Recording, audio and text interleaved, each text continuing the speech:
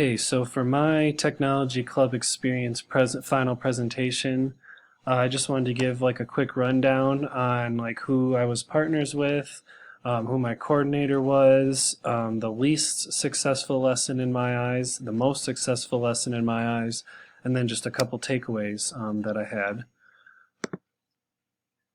So I started off at Chief Joseph Middle School, which is not too far from campus. It's just down off 19th Street.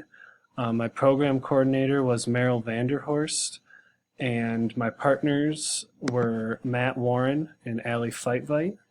And the group of students was a small group, no more than about six students each time. I think the most we had at one lesson was 8. We had 2 special education or exceptional learners in our class. It was pretty interesting to work with them because I had never worked with any kind of special education students before, and I'll get to it, I guess, more or less when I talk about my most successful lesson, but they exceeded my expectations like more than I ever thought they would, and it just showed me a lot about students' capabilities, more or less, I guess. And then the third point I just wanted to make about the students, and this also could have gone in with my program coordinator, Meryl, just that she gave us a lot of free rein to design lessons as we pleased. Obviously, I needed to accommodate 2 students that learned differently than the other group, and so I was more or less concerned on like physical activities, but yeah, we'll get to more of that later. But so my least successful lesson wasn't developed by me. It was developed by one of my partners, but it's something that I probably would have ended up doing at some point in the technology lessons. It was based on Google Earth and Google Maps. It was more or less a scavenger hunt of sorts where they had to go through a list of short answer questions on paper and just write down the answers to them. The reasons why I don't think it really worked that well was it had too much instruction. There were too many questions to read through. After a whole day of school, handing the kids a worksheet to do generally got a lot of moans and groans.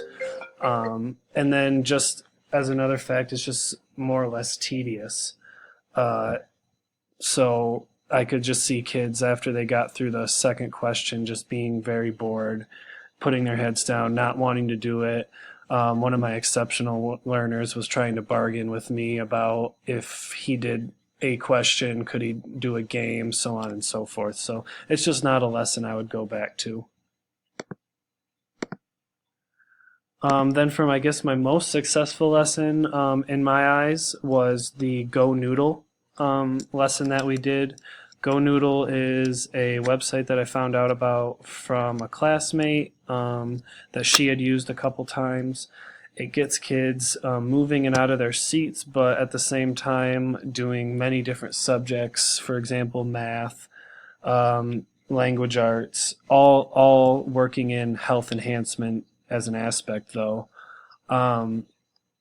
What I really liked about it, and what was the most successful part about it to me, was how each student, including my exceptional learners, got involved in it, and the students exceeded my expectations. Just like I looked over and I saw one of my exceptional learners out of his seat, moving his legs, moving his arms, to which before I thought he would just be sitting there doing nothing. So it was just a really enlightening and awesome thing to see, like I said a little bit before, but I was just very impressed, and it was a great thing to remember for the future, in that don't judge a book by its cover, really. Finally, just some takeaways that I found, I guess, more or less, was something that's just kind of obvious: always come prepared. Just showing up. To me, I just noticed that the kids noticed if I came with confidence and prepared, rather than just loosely showing up whenever I got there and didn't look professional, I guess, more or less. The second being always have a backup plan.